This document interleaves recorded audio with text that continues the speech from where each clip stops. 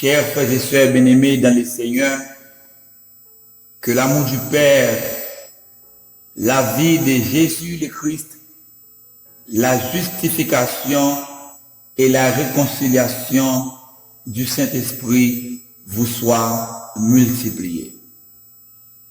Pour le respect de la parole de Dieu, je vous invite de bien vouloir se mettre debout pour la lecture de la parole de Dieu. Lecture de la parole de Dieu dans les livres adressés par apôtre Paul aux Romains,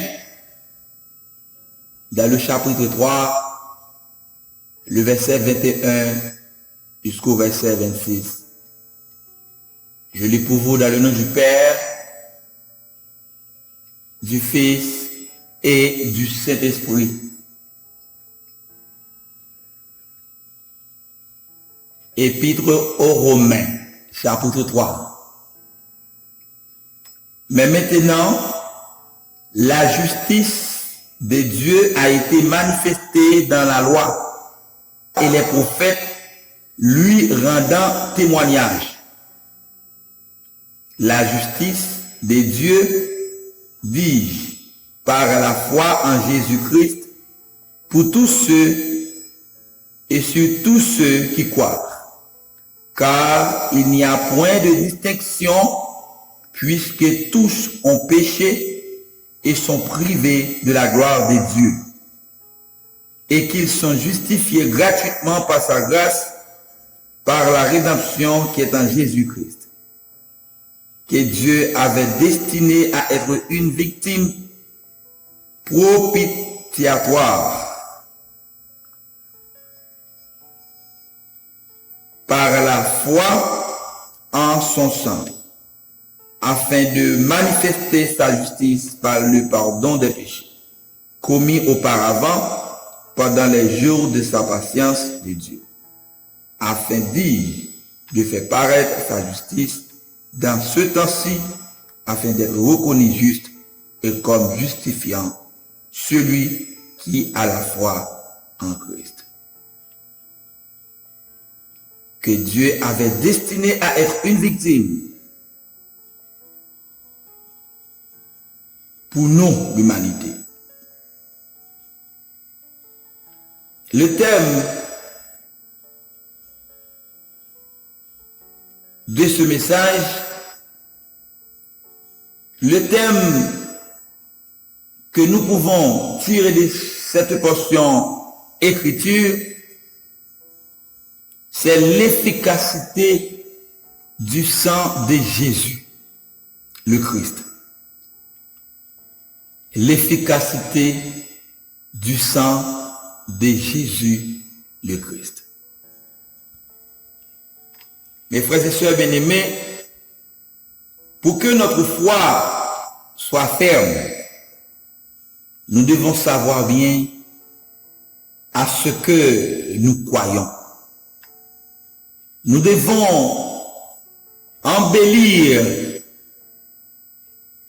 nous devons nourrir notre mémoire à des bagages spirituels, à de bonnes choses spirituelles, des choses révélées et inspirées, mes frères et sœurs bien-aimés.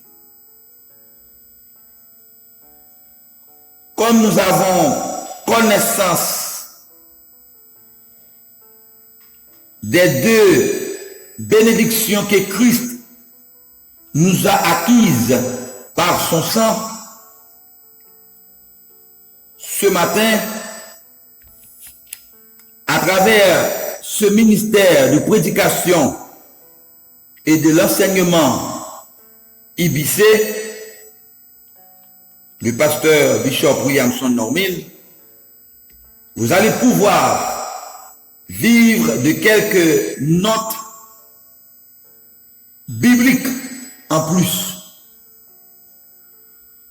Vous allez pouvoir noter quelques notions bibliques en plus avec moi ce matin. Chers frères et sœurs en Christ, caractérisant la justification et la réconciliation qu'est la foi, cela veut dire que la foi en Christ est caractérisée par la justification et la réconciliation. Littéralement parlant, l'Église, je dois vous expliquer la nature et définir chacun d'eux dans son contexte. Je dois normalement placer la justification et la réconciliation dans son contexte, dans leur contexte biblique. Je commence premièrement l'Église par la justification. Qu'est-ce qu'on entend par la justification? Qu'est-ce que la justification? La justification, littéralement, se définit par l'action de justifier ou de se justifier. C'est-à-dire, c'est l'action de justifier quelqu'un ou de se justifier. Cette définition, mes frères et sœurs bien-aimés, a rapport à la défense. Dans la théologie de Saint Paul, la justification, c'est l'acte par lequel Dieu fait passer l'homme pécheur de l'état de péché à celui de justice. C'est-à-dire des saluts par la foi.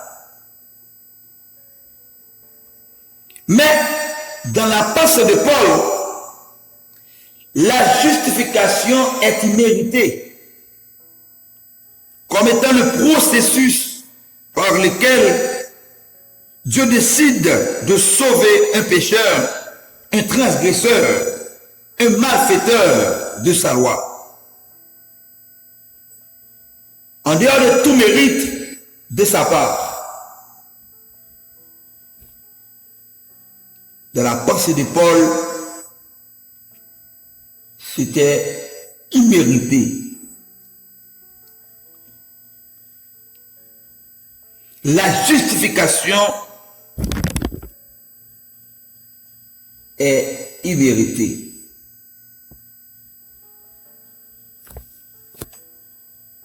Si nous lisons ensemble dans le chapitre 1er, dans l'épître aux Romains, dans le verset 16,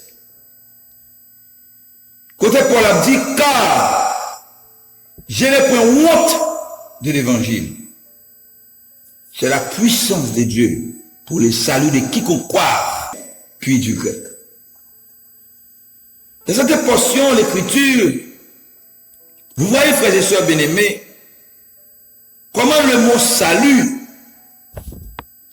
tel qu'il est employé ici et dans le Nouveau Testament, a un sens beaucoup plus large que celui qui lui est donné généralement. Car aujourd'hui, il est souvent limité à devenir chrétien, car personne ne sera justifié devant lui par les œuvres de la loi. Puisque c'est par la loi que vient la connaissance du péché, c'est par la loi que vient le péché, la désobéissance, rébellion, c'est par la loi. Grâce à la justification, Dieu nous déclare innocents. Finalement, Dieu nous déclare innocents par la justification. Mais pour l'apôtre Paul, c'était immérité. Comme si nous n'avions jamais péché, Chers bien-aimés, nous apprenons que tous ont péché et ont privé de la gloire de Dieu. C'est ce qui envisage donc une éternité effroyable, séparée de Dieu et privé de ses bénédictions. Chers bien-aimés, tout change quand un pécheur croit au sacrifice. Tout change quand un pécheur décide de se repentir.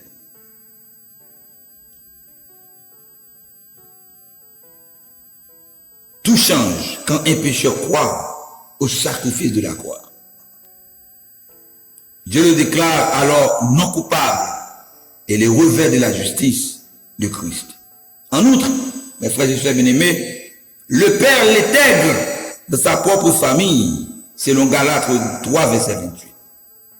Par son sacrifice, Jésus a payé notre dette et sa mort est aussi devenue.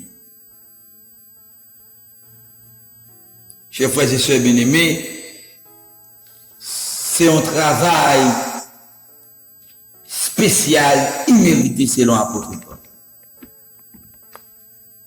Dieu nous a déclarés innocents grâce à la justification. Chers frères et sœurs bien-aimés,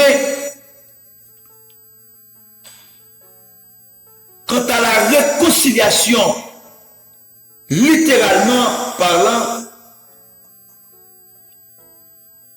on pourrait avancer, pas vrai? Littéralement, la réconciliation, c'est l'acte par lequel on est restauré à la faveur de quelqu'un.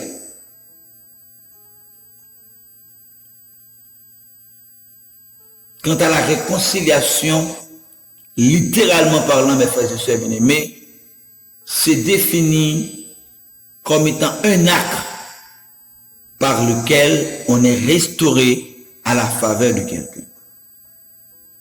Mais divinement parlant, ou du moins bibliquement parlant, c'est l'acte par lequel Dieu donne aux hommes le choix de devenir à nouveau ses amis au travers de la croix. C'est l'acte par lequel l'harmonie entre l'homme et Dieu les rétablit. C'est l'acte par lequel entre l'homme et Dieu s'est rétabli.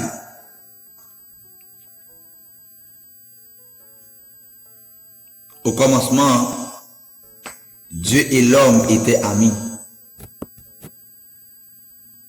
Il y avait une communion intime. Dieu et l'homme avaient une parfaite relation. Lors de la chute, le péché entra par le choix délibéré de l'homme et cette amitié fut brisée. Un mur de séparation s'est élevé. Et ce mur n'est autre que le péché. Mais grâce au rachat de Christ, au travers du rachat de Christ, cette base de l'amitié fut rétablie. Et l'homme est maintenant libre de devenir à nouveau l'ami du Créateur. L'homme est maintenant libre de devenir à nouveau l'ami de Dieu. Quand Dieu a pris l'initiative de se réconcilier,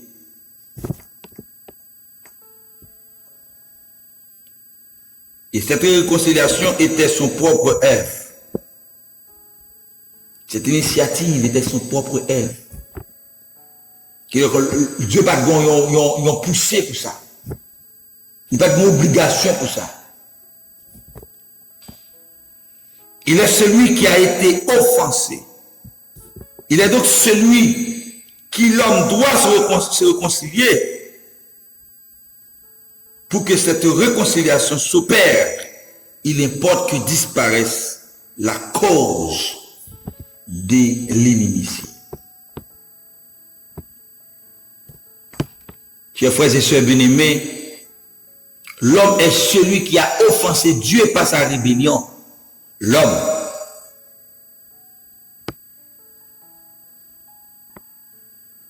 Il doit donc se repentir. L'homme doit se repentir. L'homme doit donc désavouer son passé. Désavouer son passé de péché. Mourir à lui-même, à son moi égoïste et pécheur pour ne plus s'attacher qu'à la volonté de Dieu. Il est celui qui doit se réconcilier avec Dieu. Ces choses-là, l'homme ne peut pas les faire par ses propres forces.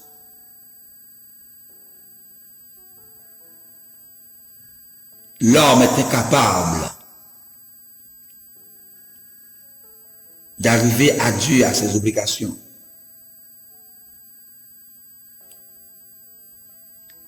Il fallait donc que quelqu'un se revêtant son humanité, s'identifier à lui complètement. Le fasse pour lui, c'est ce que fit Jésus. L'Église, Jésus est le moyen de la réconciliation par sa mort à la croix.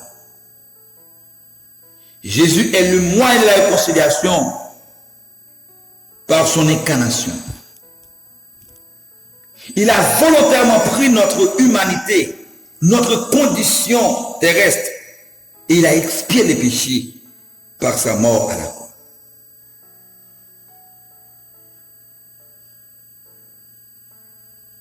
Dès lors, la réconciliation avec Dieu est possible, grâce à la croix.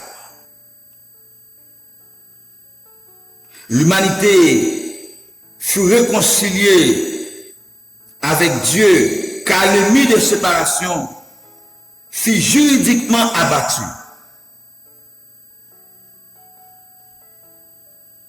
Ceci doit se reproduire, mes frères et sœurs bien-aimés, dans chaque individu, dans chaque personne, dans chaque être, grâce à l'action de la troisième personne de la Trinité, grâce à l'action du Saint-Esprit. Parce que c'est le Saint-Esprit qui est chargé de convaincre l'homme de sa nature. C'est le Saint-Esprit qui est chargé de convaincre l'homme de son état. C'est le Saint-Esprit qui est placé comme l'unique ami. Parce que Jésus dit lui-même, avant même d'aller avec les emmèneurs, avec les disciples, il dit, il est avantageux pour vous que je m'en aille pour que le consolateur sera venir. Et quand il sera venu, il va vous donner témoignage de tout ce que je vous ai déjà enseigné. Il va vous conduire dans la vérité. C'est-à-dire que c'est le Saint-Esprit qui a chargé de convaincre l'homme de son état. C'est le Saint-Esprit qui a la charge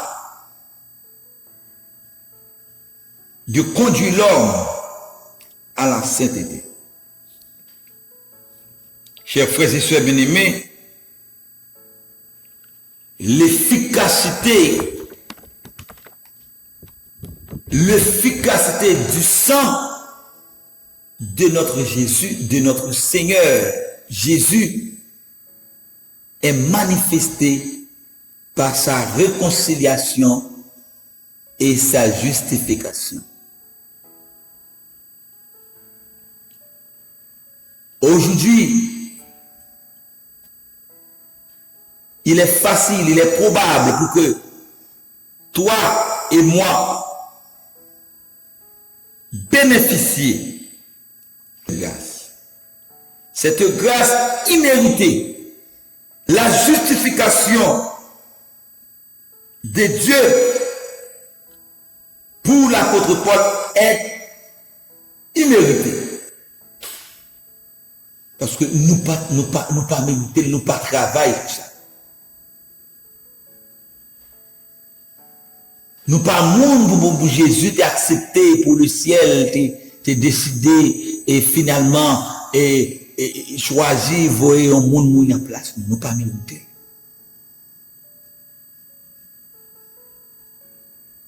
Mais par la grâce que nous sommes sauvés, par le moyen de la foi en Jésus-Christ. C'est lui-même encore qui produit la foi ça dans nous. Parce que l'apôtre Jacques dit, tout le monde qui pas gagne yon qualité, qui pas gagne yon don, qui pas gagne yon bagage spirituel, qui va demander dans la prière. Et Jésus dit tout ça nous demande sincèrement dans la prière, depuis nous demander non, n'a pas jeûné. Et donc nous sommes tous des bénéficiaires ce matin, n'est-ce pas l'église? L'église de Jésus-Christ est une église bénéficiaire.